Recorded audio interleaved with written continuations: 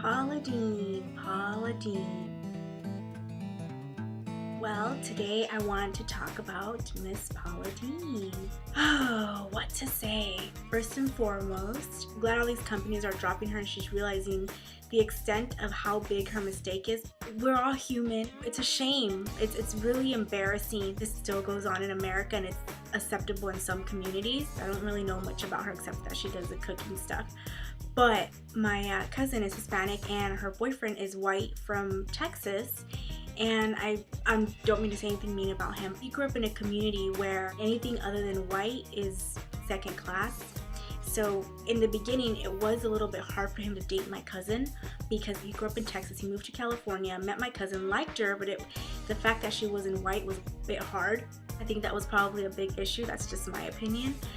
But he was explaining how growing up, the N-word was used normal. Kind of like Paula Deen, she thinks it's normal. Not until he came over here and got to know our family, he embraced other cultures. I've even heard people that I know that are Hispanic, I've heard them say the N-word when they're referring to describing somebody, and I get offended. I get really offended when I hear someone describe another person by the N-word, because it's offensive. You have to call somebody by that. Why? It's almost like we're not human, as if each race is a different breed or a different creature. We're all the same. I'm glad that I grew up in a family where racism doesn't exist. My mom, she always told me, you can bring home anybody as long as they're good to you. I don't care what they are. Nothing against Paula Deen personally. I don't know her. Right now she's very repentful because she's losing so much money, and I'm glad because it's showing people out there, no matter who you are, you can't get away with this stuff. You can't get away with racism. And some people are supporting her and they're saying, haven't we all said something wrong sometimes? That's a whole different ballgame. She admits to talk about it like normal. Oh, that blah blah blah did this to me today. How offensive. And being Hispanic, I haven't experienced racism, at least not that I've noticed. Maybe I was oblivious to it.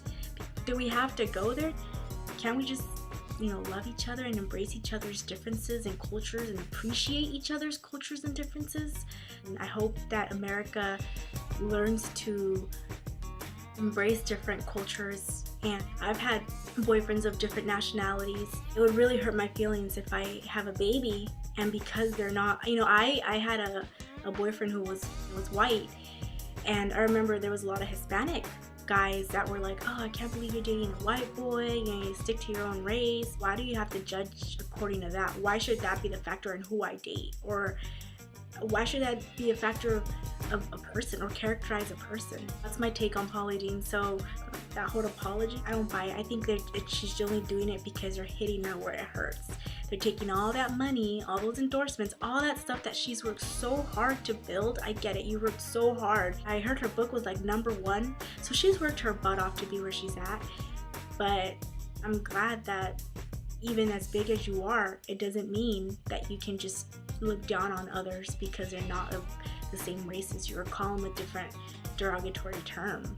That's my take on that. So just remember to like and subscribe, and that's all for today. I also have a love channel and a dating channel and just a goofy one, so you're welcome to subscribe to those too. Okay, bye!